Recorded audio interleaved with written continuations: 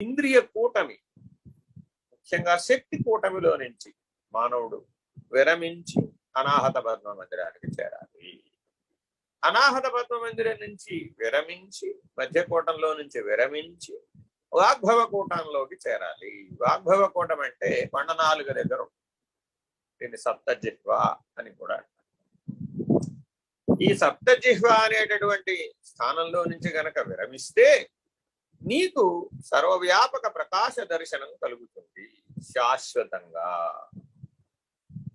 ఎప్పటికీ వాడు ప్రకాశమే, ఎప్పటికీ ఇంద్రియాలు కానేరడు.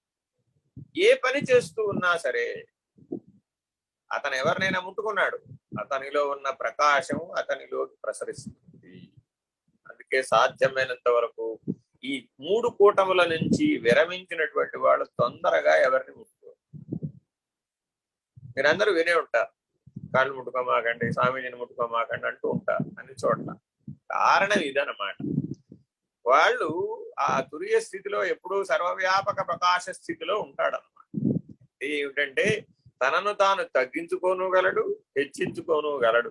పరమాత్మ అణుస్వరూపంగానూ ఉండగలడు, మహత్స్వరూపంగాను ఉండగలడు. అందుకని గురువుకు ఆ సత్తా ఎప్పుడూ ఉంటుంది. ఎంత మేరకు శక్తిని ప్రసరిస్తే నువ్వు బాగుపడతావో ఆ మాత్రం తెలీదా? అందువలన ఆ వారి అనుమతితో స్పృశించడం అనేది సదాచారం అని అంటాం.